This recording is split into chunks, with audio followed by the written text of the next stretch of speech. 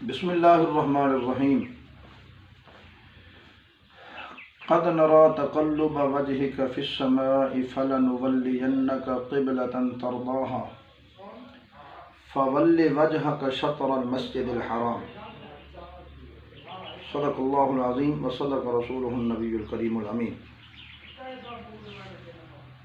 قال النبی صلی اللہ علیہ وسلم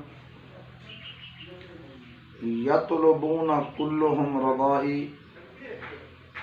انا اطلب رضاک یا محمد۔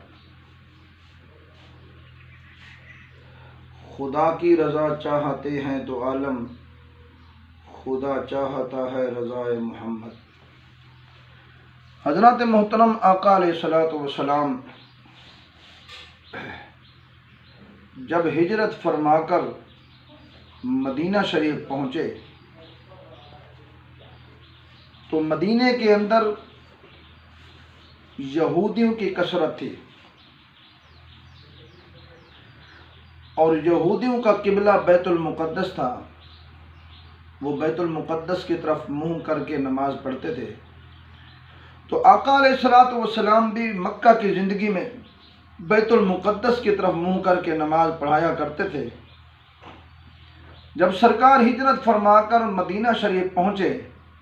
تو سرکار نے بھی بیت المقدس کی طرف رخ انور کر کے نمازیں پڑھائی، اور مدینے کے جو یہودی تھے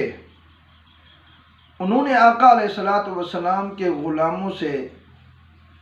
کچھ طعنے دینا شروع کر دیے۔ وہ کہنے لگے اگر تمہارا نبی سچا ہے اور تمہارا نبی ایک نیا دین لے کر آیا ہے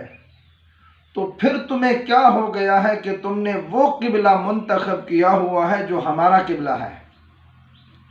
اگر تمہارا دین تمہارا نبی نیا لے کر آیا ہے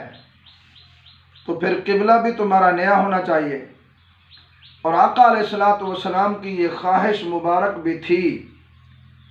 کہ اللہ رب العالمین مجھے کعبے کے طور پر مسجد حرام عطا فرمائے۔ اور آقا علیہ الصلوۃ والسلام کو جب یہ معلوم ہوا کہ سرکار کے غلاموں کو یہودیوں نے طعنہ دینا شروع کر دیا ہے کہ تم نئے دین پر عمل پیرا ہو اور تم محمد عربی صلی اللہ علیہ وسلم کو نبی مانتے ہو اور اس کے دین کو فالو کرتے ہو، تو پھر تمہارا قبلہ وہ ہے جو ہمارا قبلہ ہے، تم بھی اسی طرف منہ کر کے نماز پڑھتے ہو جس قبلے کی طرف ہم منہ کر کے عبادت کرتے ہیں۔ تو اگر تمہارا دین نیا ہے اور نبی بھی تمہارا اور ہے تو پھر قبلہ بھی اپنا بنا کر دکھاؤ۔ تو آقا علیہ الصلوۃ والسلام سرکار دو عالم صلی اللہ علیہ وسلم نے 4 رکعت نماز کی امامت فرما رہے تھے، تو سرکار دو عالم صلی اللہ علیہ وسلم نے 2 رکعت نماز ادا فرما چکے تھے، اور صحابہ کا جمع غفیر تھا،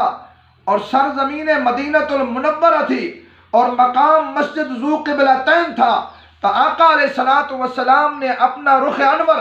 آسمان کی طرف حالت نماز میں اٹھایا، 1 مرتبہ دیکھا،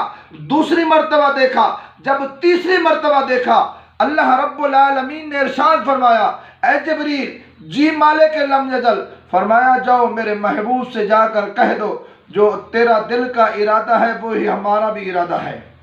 جو تیری رضا ہے وہی میں رب کی رضا ہے۔ آقا علیہ الصلوۃ والسلام نے فول وجہک فی السماء جب اپنے چہرے کو آسمان کی طرف اٹھایا، اللہ نے جبرائیل علیہ السلام کو بھیج کر حالت نماز کے اندر حکم فرمایا اے محبوب اب انتظار مت کرو، نماز کے اختتام کا انتظار مت کرو، اگر تمہاری رضا یہی ہے، اگر آپ کا ارادہ یہی ہے، میرے محبوب حالت نماز میں بیت المقدس سے رخ انور کو موڑ کر بیت اللہ شریف کی طرف اپنا قبلہ منتخب فرما لیجئے اور اپنا قبلہ بنا دیجئے۔ اور آقا علیہ الصلوۃ والسلام نے حالت نماز کے اندر قبلے کو چینج فرمایا، قبلے کا رخ تبدیل فرمایا، بیت المقدس کو چھوڑ دیا، بیت اللہ کی طرف رخ فرمایا۔ معلوم یہ ہوا آقا علیہ الصلوۃ والسلام کی ہر ادا اللہ رب العالمین کو پسند تھی، اللہ کی نماز تھی، لیکن پڑھ میرے کریم نبی رہے تھے۔ اللہ نے فرمایا محبوب اگرچہ نماز میرا حکم ہے لیکن تجھے میں نے اختیار دیا ہے، حالت نماز میں اگر رخ بیت اللہ کی طرف تو موڑ دے گا تو میں نماز کو باقی رکھوں گا، نماز کو فاسد نہیں کروں گا۔ اور یہی تو کمال میرے مصطفیٰ کا ہے، جب آقا علیہ الصلوۃ والسلام نے اپنا رخ بیت اللہ کی طرف موڑا اور آقا علیہ الصلوۃ والسلام کے صحابہ، اس میں بڑے بڑے صحابہ موجود تھے، صدیق اکبر کی ذات موجود تھی، عمر فاروق کی ذات موجود تھی، عثمان علی کی، طلحہ زبیر کی تھی، امیر حمزہ ابو ہریرہ موجود تھے۔ جب سارے کے سارے صحابہ سرکار کی اقتداء میں موجود تھے، جب سرکار نے رخ انور موڑا، بڑے بڑے محدثین بھی صحابہ تھے، بڑے بڑے مفسرین بھی صحابہ تھے، اور سب کے سب صحابہ نے آقا کریم کے رخ انور پر موڑنے پر سب نے لبیک کہتے ہوئے اپنے رخ بھی سارے بیت اللہ کی طرف موڑ دیے۔ اور اس کی حکمت کیا تھی؟ آقا علیہ الصلوۃ والسلام نے اپنا رخ بیت اللہ شریف کی طرف کیوں موڑا؟ مفسرین کرام لکھتے ہیں کہ آقا علیہ الصلوۃ والسلام کے جسم اطہر کی جو خمیر بنایا گیا، حدیث پاک سرکار نے ارشاد فرمایا جس شخص کا بھی خمیر زمین کے کسی حصے سے اٹھا کر اسے بنایا جائے گا اور اس شخص کی تدفین بھی وہی ہوگی۔ تو آقا علیہ الصلوۃ والسلام کے جسم اطہر کا جو خمیر تھا وہ اللہ رب العالمین نے اس جگہ سے اٹھوایا جہاں پر اللہ نے کعبہ شریف کا انتخاب فرمایا، جہاں پر اللہ نے اپنے گھر کا انتخاب فرمایا، جس کو اللہ نے بیت اللہ کا لقب عطا فرمایا، جس کو رب کائنات نے اِنَّ بیتی فرما کر اور کائنات کو بتا دیا تمہارے دیکھنے میں یہ کعبے کی عمارت ہوگی لیکن میرے فرمان میں یہ مجھ رب کا گھر ہوگا۔ تو اللہ رب العالمین نے جہاں پر کعبہ شریف کا انتخاب فرمایا اسی زمین سے خمیر مصطفیٰ کی مٹی کو اٹھایا گیا اور آقا علیہ الصلوۃ والسلام کے جسم اطہر کی جو خمیر کی مٹی تھی وہ بیت اللہ شریف سے اٹھائی گئی۔ اور کل شیء یرجع الی اصلہ، ہر چیز نے اپنی اصل کی طرف لوٹنا ہے۔ اور آقا علیہ الصلوۃ والسلام کے جسم کا خمیر جو وہاں کا تھا تو سرکار کا کنیکشن بھی وہاں لگا رہا۔ تو آقا علیہ الصلوۃ والسلام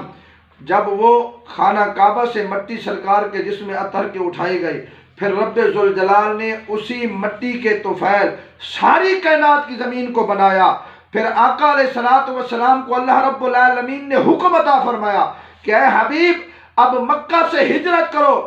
کوئی ایسا سمجھ نہ سکے، کسی کے ذہن میں یہ سوال پیدا نہ ہو کہ آقا علیہ الصلوۃ والسلام کو جو شان ملی ہے وہ مکہ کی وجہ سے ملی ہے، بلکہ میرے محبوب اگر شان میں نے مکہ کو دی ہے ایک تو اپنے گھر کی وجہ سے دی ہے اور دوسری شان ہم نے مکہ کو دی ہے تیرے جسم کے خمیر کی وجہ سے دی ہے۔ اور آقا علیہ الصلوۃ والسلام کے اصول یہ ہے، قانون یہ ہے، قرآن کا حکم بھی یہی ہے، سرکار کی حدیث کا حکم بھی یہی ہے کہ جہاں سے انسان کی مٹی اٹھائی جائے گی وہاں پر اس کی تدفین ہوگی۔ پھر آقا علیہ الصلوۃ والسلام کا خمیر تو خانہ کعبہ سے اٹھایا گیا لیکن سرکار کی تدفین مدینہ المنورہ میں کی گئی۔ تو اللہ رب العالمین نے محبوب علیہ الصلوۃ والسلام کی ذات اقدس کی وجہ سے مکہ معظمہ کو بھی شان عطا فرمائی، کیونکہ سرکار کی آمد سے پہلے یہی کعبہ تھا جس میں مشرکوں نے 360 بت باندھے ہوئے تھے، اس وقت کوئی اس کو صاف کرنے والا نہیں تھا۔ ادھر سے میرے آقا کی آمد ہوئی، آمد کے صدقے سے اللہ نے بیت اللہ کو شرک سے پاک کر دیا، بتوں سے پاک کر دیا۔ تو آقا علیہ الصلوۃ والسلام کا وہ خمیر جس سے اللہ رب العالمین نے آقا کریم کے جسم کو بنایا اور جہاں سے وہ مٹی اٹھائی گئی تو اللہ رب العالمین نے اس مٹی کو، اس خمیر والی جگہ کو طوفان نوح علیہ الصلوۃ والسلام میں فرشتوں کے ذریعے حکم فرمایا، اس خمیر کو اٹھا کر جہاں پر اللہ رب العالمین نے آقا کریم کو اپنے محبوب کو حکم دیا کہ ہجرت کر کے اس مدینہ منورہ کو بھی شان عطا فرمائے، تو آقا علیہ الصلوۃ والسلام کی آمد کا صدقہ جو پہلے یثرب تھا سرکار کی تشریف آوری ہوئی، پھر اللہ نے مدینہ المنورہ بنا دیا۔ پہلے یہ فقط مسجد تھی، جب آقا کریم یہاں تشریف لے آئے تو سرکار نے مسجد نبوی کو حرم